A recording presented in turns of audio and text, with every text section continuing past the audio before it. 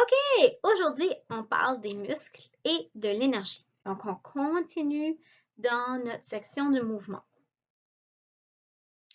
Alors, on vient de voir la fibre musculaire, comment elle fonctionnait. On a vu que ça prenait deux types de protéines, l'actine et la myosine. Puis les deux étaient comme ça, puis quand ça se contracte, ça tire un sur l'autre, puis ça réduit la longueur des sarcomères. Et lorsque ça se décontracte, ça relâche et ça reprend sa pleine longueur. Pour faire ce mouvement-là, ça prend de l'énergie, puis l'énergie, elle est sous forme d'ATP, l'adénosine triphosphate qu'on appelle. Ça ressemble un peu à la molécule que j'ai mis en haut ici, OK? Triphosphate parce que j'ai 1, 2, 3 phosphates ici sur la queue. Donc, ça prend de l'ATP absolument pour que l'actine et la myosine puissent s'attacher et se glisser l'un contre l'autre. La fibre musculaire va aller chercher son ATP de trois différentes façons, dépendant à quel moment qu'on est rendu dans l'exercice. Donc, il y a tout le temps un petit peu d'ATP en réserve dans tes muscles qui peut être utilisé directement. Ça, c'est juste pour 4 à 6 secondes de mouvement. Donc, si tu commences à marcher ou à courir, quand tu es rendu à 6 secondes, l'ATP qui est en réserve est déjà tout utilisé. Il faut aller chercher de l'ATP d'une autre façon. Donc, c'est ça que je viens de dire. Donc, dès le début d'un exercice, cet ATP-là va être utilisé, puis il faut trouver d'autres ATP. Et il y aura trois moyens que ton corps va utiliser pour aller chercher de l'ATP. Il y a la phosphorylation directe, il va avoir la glycolyse, puis il va avoir la respiration cellulaire. Fait qu'on va aller voir ces trois modes de se procurer de l'ATP pour notre muscle. OK. La phosphorylation directe, c'est la première qui va embarquer dès que tu vas commencer ton exercice. C'est un processus qu'on appelle anaérobie. Ça veut dire qu'il n'y a pas besoin d'oxygène. Okay? Donc, ça se fait sans oxygène. Dans tes muscles, tu as tout le temps une réserve de créatine phosphate, qui est une molécule chimique. Et ce créatine phosphate-là peut se décomposer, se briser un peu en libérant de l'énergie. Okay? Donc, tu as de la créatine phosphate ici. Et lorsqu'elle va se changer, elle va devenir de la créatine seule, puis ça va libérer de l'ATP. Alors, de l'ATP que tes muscles pourront utiliser.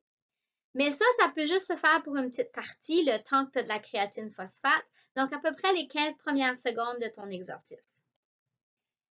Puis ça commence dès le début de ton exercice aussi. Fait que dès le début, ça utilise l'ATP que tu avais en réserve. Ensuite, ça utilise la phosphorylation directe.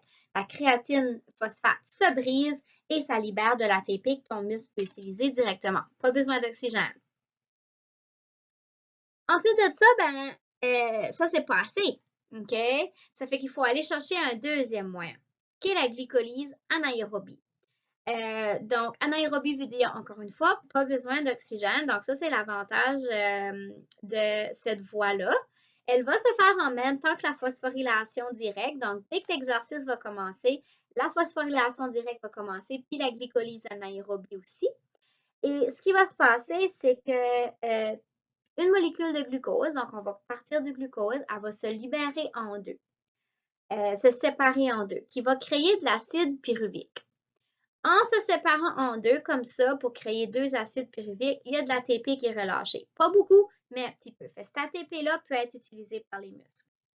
Ensuite de ça, théoriquement, l'acide pyruvique devrait rentrer dans ta mitochondrie pour faire la vraie respiration cellulaire. C'est vraiment la vraie méthode de faire de l'ATP. Mais c'est un peu plus lent comme processus. Ça fait qu'il va faire une espèce de détour, OK? Donc, ton acide pyruvique, au lieu d'entrer dans la mitochondrie, va directement aller dans le muscle. Puis, les muscles vont utiliser ça, OK? Donc, la majorité des acides pyruviques vont entrer dans la glycolyse anaérobie. Puis en rentrant dans ce processus-là, l'acide pyruvique va devenir de l'acide lactique. Et cet acide lactique-là va rentrer dans ton sang.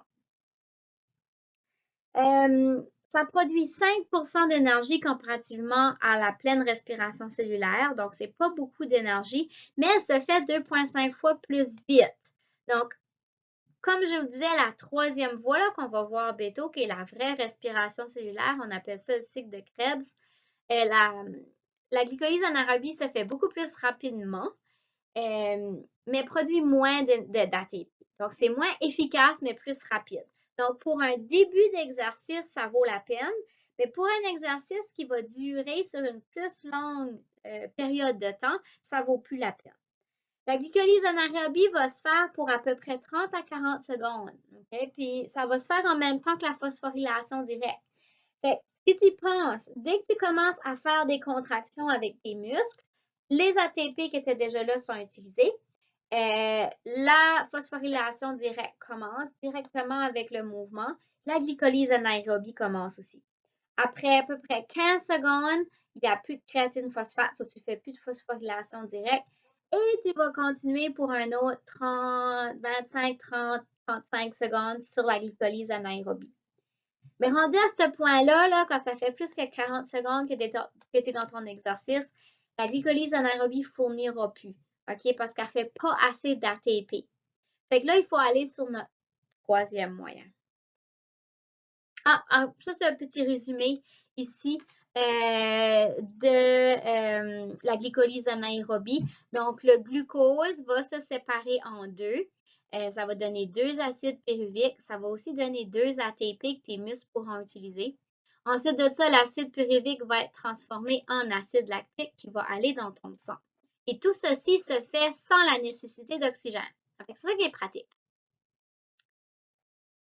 Alors, quand tu fais un effort court et violent, là, mettons que tu te mets là, puis tu décides à sprinter, OK, courir vraiment, vraiment vite. Après 30-40 secondes, tu vas commencer à avoir des douleurs. Tes muscles vont faire mal.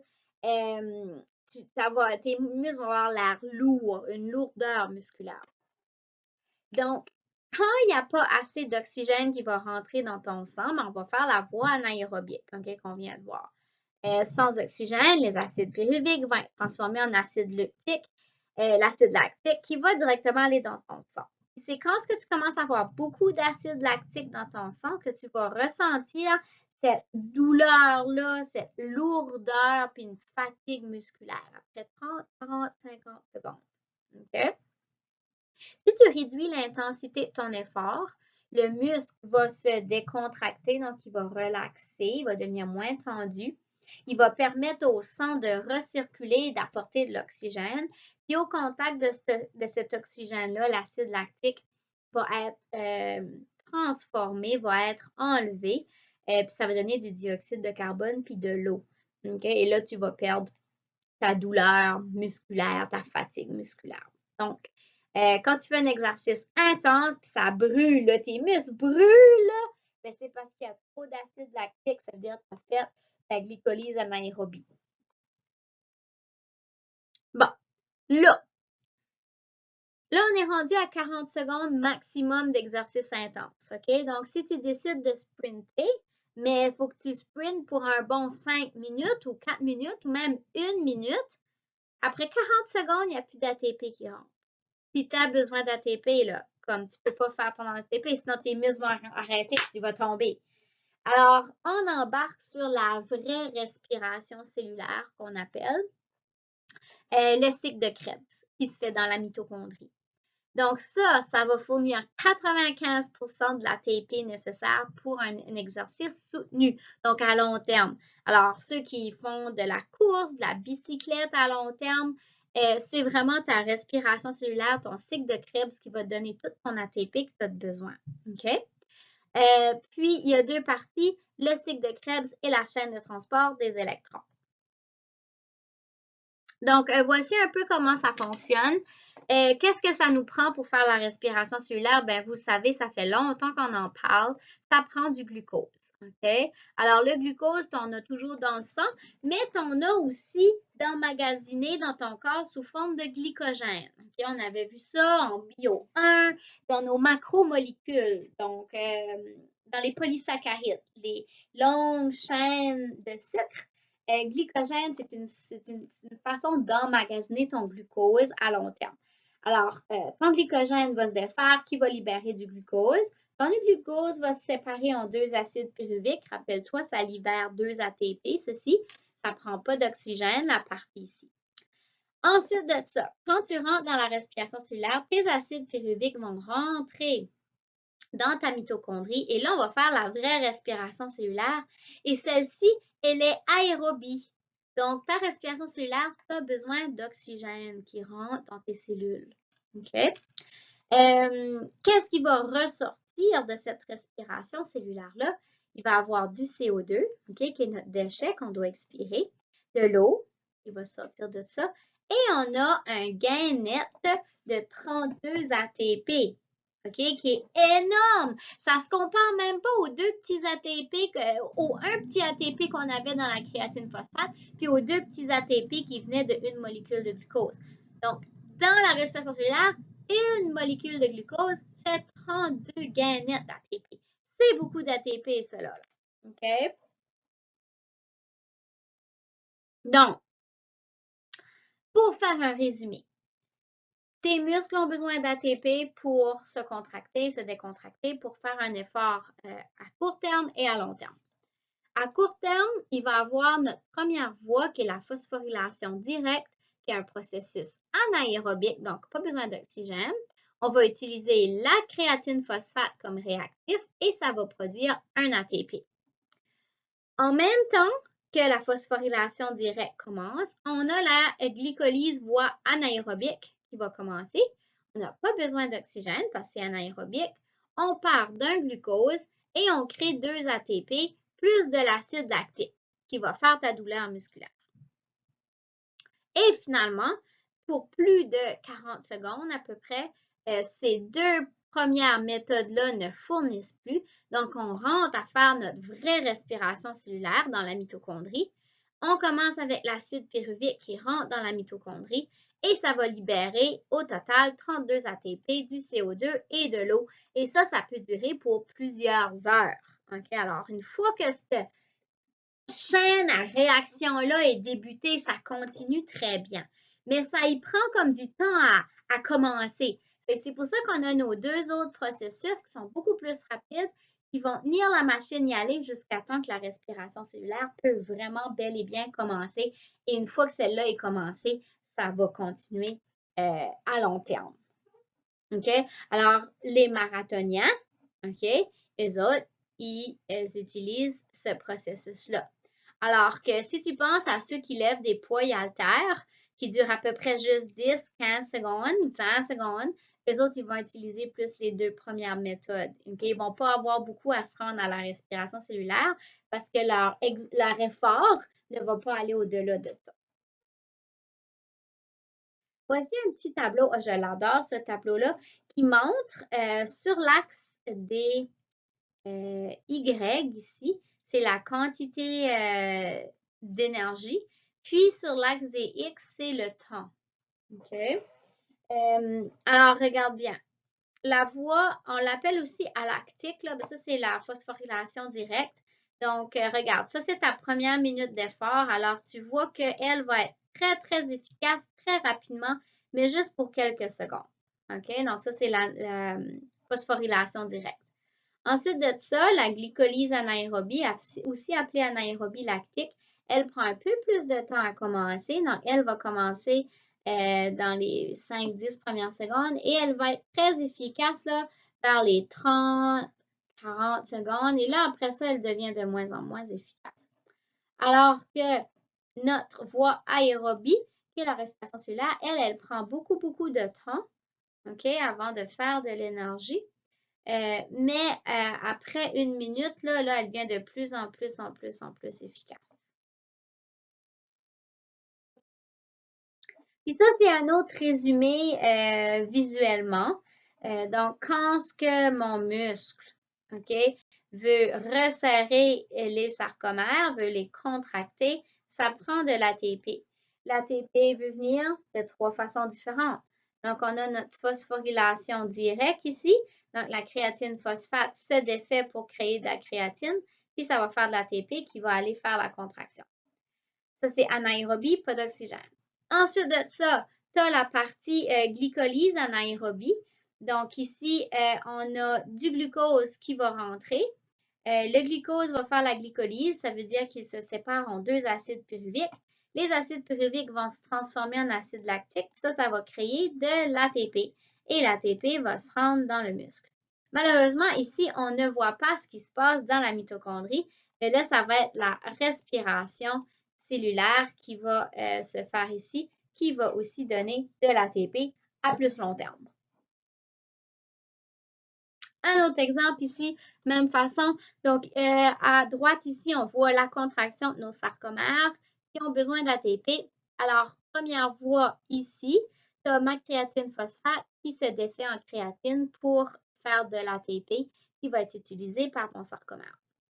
Ici, mon glycogène va se diviser en glucose. Le glucose va faire la glycolyse, va donner 2 acides pyruviques et 2 ATP. L'acide pyruvique va se transformer en acide lactique, qui va faire une douleur musculaire. Ça se fait sans oxygène aussi. L'ATP est utilisé par les sarcomères. Et pour un exercice plus long que 40 secondes, là, on est rendu dans la respiration cellulaire qui est aérobique. Donc, il faut qu'on rentre de l'oxygène, il faut qu'on rentre l'acide pyruvique. Ça va y aller à travers le cycle de Krebs, à travers la chaîne de transport des électrons et ça va créer un gain net de 32 ATP. Alors, 32 ATP qui vont rentrer dans les sarcomères et permettre la contraction de nos muscles. Maintenant, quel est le lien entre nos poumons, notre système cardiaque et notre exercice? Donc, pour pouvoir se contracter, comme on vient de le dire, les muscles ont besoin d'énergie. Et cette énergie-là, à long terme, on a besoin d'oxygène parce que le cycle de Krebs, la chaîne de transport d'électrons, donc la respiration cellulaire, ça prend de l'oxygène. Donc, lorsqu'on commence à faire de l'exercice, on a besoin de plus d'oxygène qu'à l'état détendu. Alors, la respiration accélère. Mais la respiration accélère pas seulement pour augmenter la quantité d'oxygène, aussi pour éliminer le CO2 parce que quand tu fais ta respiration cellulaire, ça crée du dioxyde de carbone qui doit sortir. Donc, ça sert à faire rentrer, mais aussi sortir. Si tu augmentes ta respiration, tu as plus d'oxygène, tu élimines plus ton CO2. Le sang va commencer à circuler plus rapidement, puis pour qu'il circule plus rapidement, ton cœur doit aussi battre plus vite. Puis on peut faire le lien entre ça et l'adrénaline. OK? Je suis sûre que vous avez déjà entendu parler de l'adrénaline. Alors, lorsque ton corps va détecter une situation dangereuse, une situation de stress, il va alarmer. Donc, c'est vraiment comme un bip, bip, bip, bip, système d'alarme. Et je suis sûre que vous vous êtes ennuyé de mes bip, bip, bip, bip. Il va activer les glandes médulo-surrénales. Je vais le dire lentement pour ne pas me tromper. Puis, c'est ces glandes-là qui vont sécréter l'adrénaline. Qu'est-ce que l'adrénaline fait? Dès que tu as de l'adrénaline dans ton sang, ça va automatiquement augmenter le rythme de ton cœur. Ça va dilater tes bronches, donc ça permet à plus d'air de rentrer facilement. Puis, ça va aussi dire à ton foie de libérer du glucose. Donc, ouais, shoot-moi du glucose dans le sang, glucose, pour permettre aux muscles de faire la respiration. Donc, ça permet parfois de faire des efforts surnaturels. Donc, quelque chose qu'à l'état normal, on ne pourrait pas faire. Sous l'effet de l'adrénaline, on peut le faire parce que c'est une réaction de fuite. Sous forme de danger, ton corps, il veut s'en aller. Il veut courir le plus au loin possible. S'il y a un obstacle, il faut que tu puisses sauter. Donc, c'est vraiment un phénomène qui est naturel, mais qui est vraiment bien fait. OK? Donc, tout ton corps va agir plus rapidement. Il va avoir plus d'oxygène et de glucose prêt pour faire un gros intense musculaire. Par contre, en situation d'anxiété, ton corps voit ça comme un problème. OK? Il voit l'anxiété comme oh, c'est pas normal, je me sens pas bien, je me sens en situation dangereuse.